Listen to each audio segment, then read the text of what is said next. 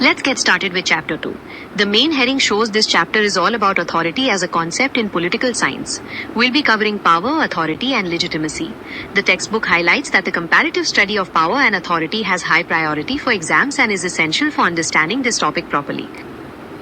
इसको देखते हैं। इनका मतलब है कि इस चैप्टर को पढ़ने के बाद आप क्या क्या सीख पाएंगे। अथॉरिटी का मतलब समझ सकेंगे, अथॉरिटी और पावर के बीच का फर्क जान सकेंगे, अथॉरिटी की कैरेक्टरिस्टिक्स को बता सकेंगे, उसके अलग अलग टाइप्स को समझ सकेंगे, मैक्स वेबर की क्लासिफिकेशन पढ़ सकेंगे, सोर्सेज और ये जान सकेंगे कि पावर कैसे लेजिटिमेट अथॉरिटी बनती है। Thank you so much. I am why this chapter matters section. रोजाना की जिंदगी में हम बहुत सारे लोगों के हुक्म मानते हैं, जैसे पेरेंट्स, टीचर्स, पुलिस और गवर्नमेंट ऑफिशियल्स। क्या आपने कभी सोचा है कि हम उनकी बात क्यों मानते हैं? क्या ये सिर्फ उनके पास पावर होने की वजह से है? तो इसका जवाब है नहीं। लोग अक्सर इनकी बात इसलिए मानते हैं क्योंकि इनके पास अथॉरिटी होती है, जिसका मतलब है कि इनकी पावर को सब लोग सही और जायज मानते हैं। इस तरह अथॉरिटी वही पावर है जिसे पहचाना और एक्सेप्ट किया जाता है और जिसे कानूनी माना जाता है।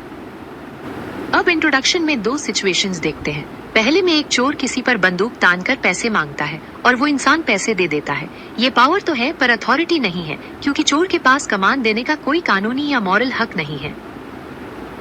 दूसरी सिचुएशन में एक पुलिस ऑफिसर किसी मसरूफ चौराहा पर ट्रैफिक कंट्रोल करता है और लोग उसकी बात मानते हैं। ऐसा क्यों होता है?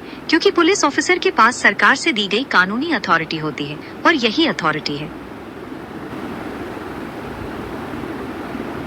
अब चलते हैं मीनिंग ऑफ अथॉरिटी पर। इसका सिंपल सा मतलब है कि अथॉरिटी वो कानूनी हक है जिसकी वजह से कोई इंसान या संस्था हुक्म दे सकती है और लोगों से उम्मीद करती है कि वो उनकी बात माने। सिंपल वर्ड्स में अथॉरिटी एक्सेप्टेड और रिकॉग्नाइज्ड राइट है पावर का। महर पावर के बरक्स अथॉरिटी इसलिए एक्सेप्टेंस पाती है क्योंकि लोग मानते हैं कि उस इंसान या संस्था के पास हुक्म देने का हक है। अब देखते हैं कुछ इंपॉर्टेंट डेफिनेशंस।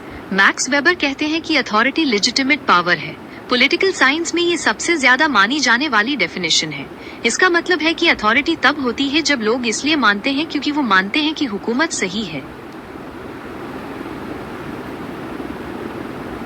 कार्ल जे फ्रीडरिक के मुताबिक अथॉरिटी एक ऐसी क्षमता है जिससे लॉजिक के साथ बात करने पर लोग अपनी मर्जी से फैसलों को मान लेते हैं।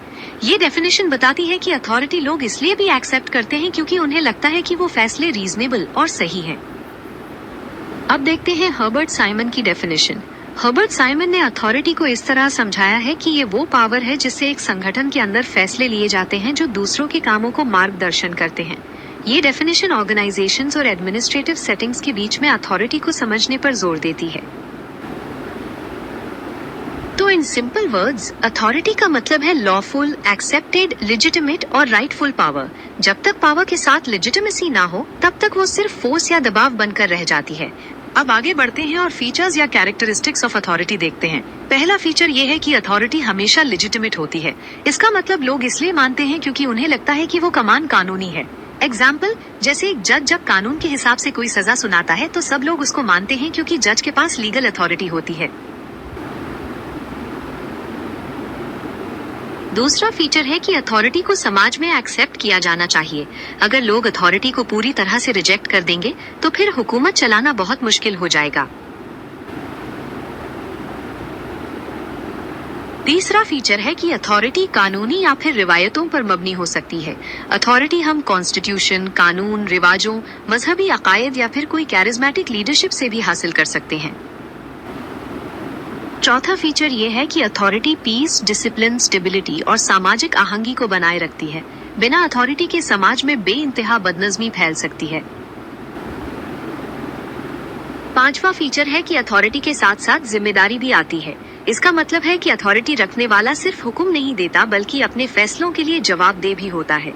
जैसे एक डिस्ट्रिक्ट कलेक्टर के पास अथॉरिटी होती है पर उसकी अपने कामों के लिए जवाबदेही भी होती है।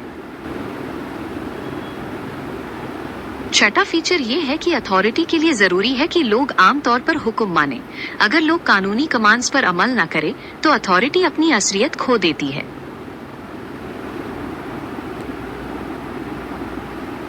And finally the seventh feature is that in democratic societies authority हमेशा लिमिटेड होती है।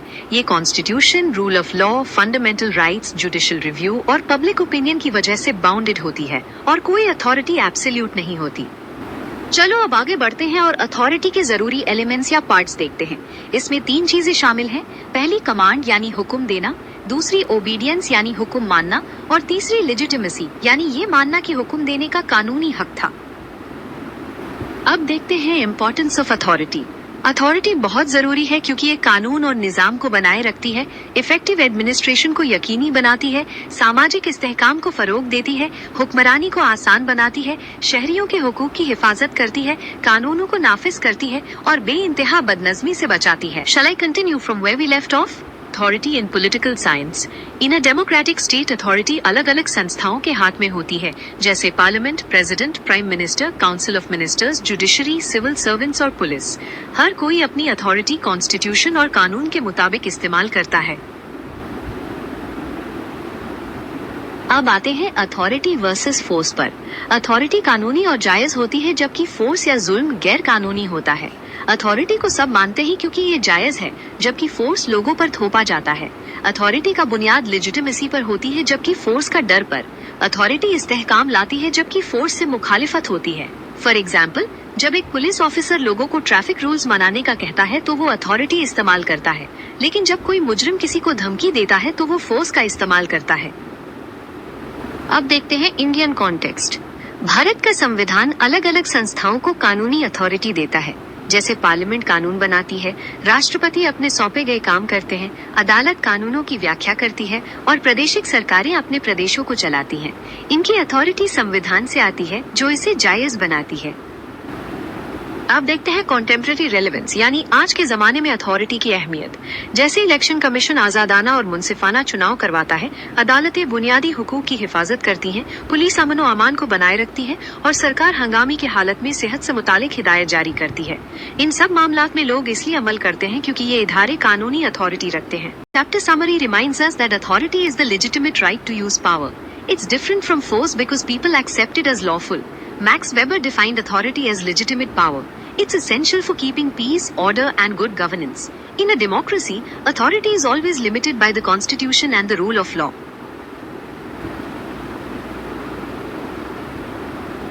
चलो अब सभी की टर्म्स को आसान भाषा में समझते हैं।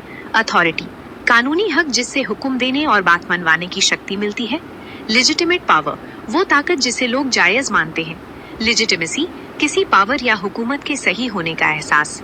कमांड, हुक्म या निर्देश। ओबीडियंस, हुकूमत या हुक्म को मानना। रूल ऑफ लॉ, कानून की सच ऊंचाई यानी सभी कानून के बराबर हैं। कॉन्स्टिट्यूशन, देश का सबसे बड़ा कानूनी दस्तावेज। अकाउंटेबिलिटी, अपने कामों के लिए जवाबदेह होना। जिम्मेदारी, गवर्नेंस, सरकार चलाने की प्रक्रिया। अब देखते हैं एग्जामिनेशन फोकस सेक्शन। इसमें बताया गया है कि अथॉरिटी का मतलब और परिभाषा, इसकी प्रमुख विशेषताएं, अथॉरिटी और फोर्स के बीच का अंतर और मैक्स वेबर की अथॉरिटी की परिभाषा बहुत इंपॉर्टेंट है। साथ ही ये चैप्टर पावर और अथॉरिटी के बीच तुलनात्मक अध्ययन का आधार भी है जो यूनिवर्सिटी एग्जाम्स में आता है। तो दोस्तों, ये थे एग्जामिनेशन फोकस के अहम टॉपिक्स और उनके जवाब। मुझे उम्मीद है कि ये सब आपको बहुत मदद करेगा। All the best for your exams. Keep studying, keep learning और मैं आपसे मिलूंगा अगली वीडियो में।